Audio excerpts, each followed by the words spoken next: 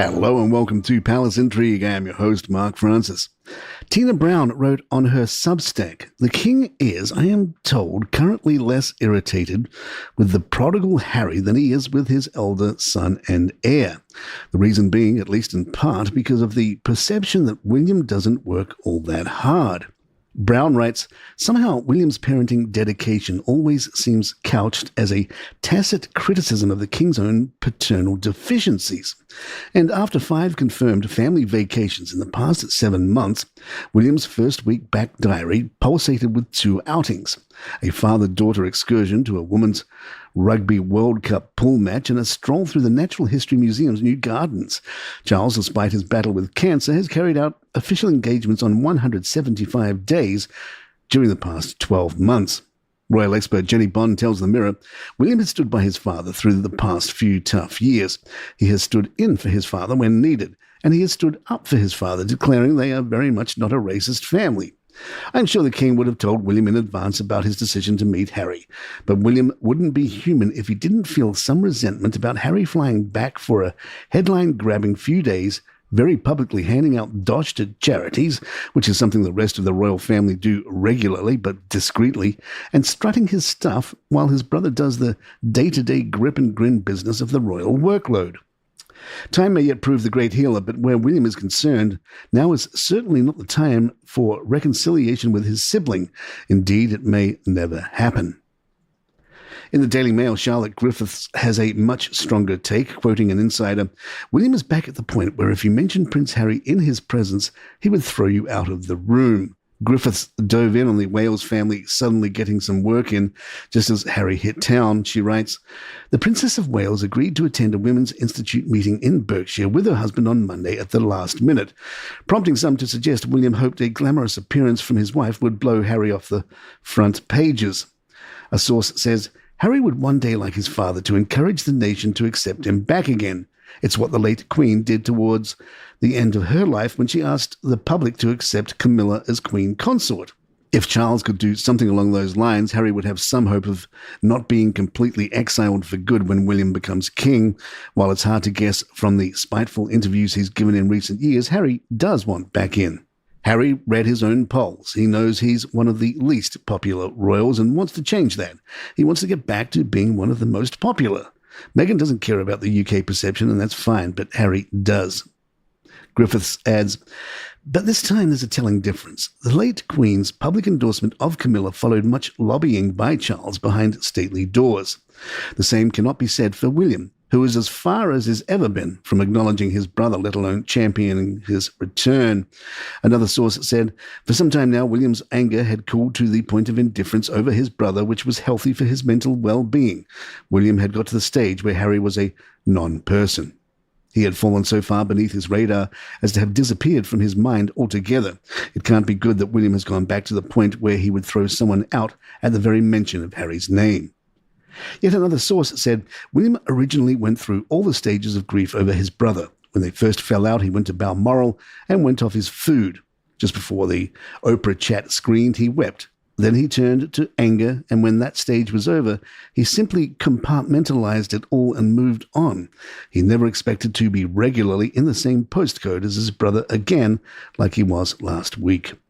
In The Royalist, Tom Sykes points out, what was striking about Harry's trip was how easy he made it look. He zipped around the country, laughing and joking with schoolchildren, sword-fighting with balloons, high-fiving young people, flashing glimpses of the old Harry Britain once adored. He was upbeat, funny, relaxed, and the UK lapped it up. Against William and Kate's buttoned-up image, Harry's exuberance was a reminder of how dull the heir and his wife can seem. Their rushed diary fillers, heritage sites and textile factories only made Harry shine brighter. For William, the shift is catastrophic. He has always seen Harry's return as a zero-sum game. Harry's gain is his loss. Now he has been proved right. By re-embracing Harry, Charles has left his heir dangerously exposed. William and Kate are publicly split from the king and forced to confront an agonizing choice. Do they swallow their pride, reconcile with Harry, and risk the humiliation of letting him back on the balcony, half in and half out as he always wanted?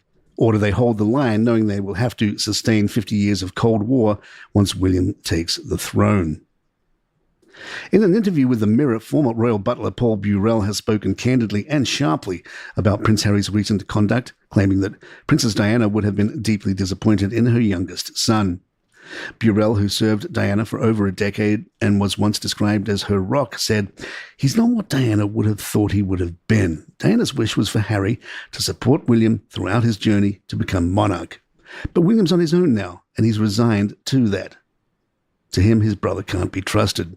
He used to be kind, generous, warm-hearted, and carefree. Now he cares about everything. He's a petulant prince who has lived a charmed life with every luxury afforded to him, and he just whines about things that really don't matter. If Diana had lived, Harry would never have married Meghan. He wouldn't have acted out. He would never have come into contact with her. Harry would have married an English aristocratic girl, settled down, conformed, and done his job." More Palace in just a moment. And by the way, Crown and Controversy Season 2 kicks off tomorrow on the normal feed. But if you're a subscriber, you don't have to wait. You can get the entire season right now. All you do is hit that button up there that says Listen Uninterrupted, and subscribers can get all these seasons ahead of everyone else, and you get them commercial free. Also out tomorrow is episode 2 of our other spin-off series, Crown and Controversy, Norway's Royal Rebels. It's a wild ride if you've followed the Norwegian royal family on this show. And yes, subscribers can binge that whole mini-series too. So now's a great time to jump in, go premium, get it all early, ad-free and uninterrupted, along with thousands of other shows from Calaroga Shark Media. And we appreciate the support. Thank you. King Charles has taken decisive action to protect his cherished gardens at Sandringham, relocating his helicopter landing pad in an effort to spare his topiary from further disruption. The helipad, previously situated about 500 metres from the maid house, has now been moved twice the distance, 1 kilometre away, after the downwash from frequent landings began damaging newly planted saplings and delicate flora. A source at the Sandringham estate explained, "The king decided to move the landing base because helicopters created a strong downwash wind when they land, and they were damaging his new saplings and plants. The new landing position is much further away from his house and formal gardens, so it's much better for the estate."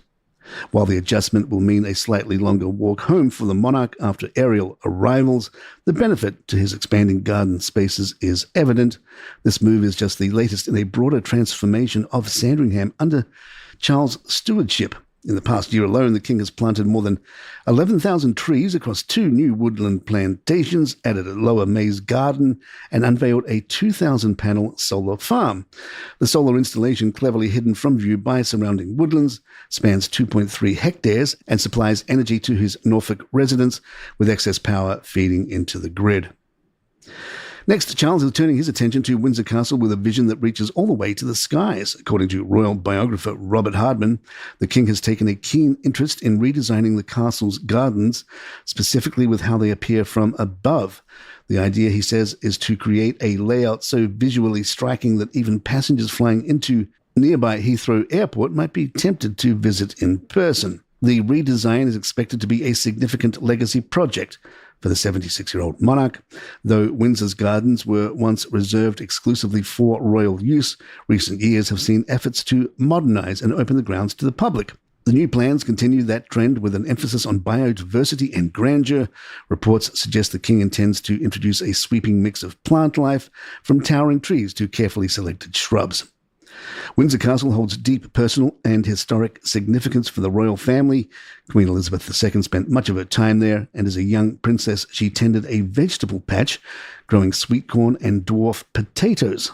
Prince Philip, meanwhile, was known for planting more than 3,000 rose bushes on the estate. The gardens were first opened to the public in 2020 as part of broader accessibility efforts. Charles' latest vision appears to blend royal heritage with ecological innovation, crafting a legacy that is rooted in both beauty and sustainability. And there you have it. If you'd like to email us, our address is thepalaceintrigue@gmail.com. Please follow us on Spotify, Apple, or the app of your choice, and leave us a nice review if you're enjoying the show. You can find us on Facebook and Instagram. Just search for Palace Intrigue on Facebook pages or Facebook groups, and we'd love you to come by and say hi.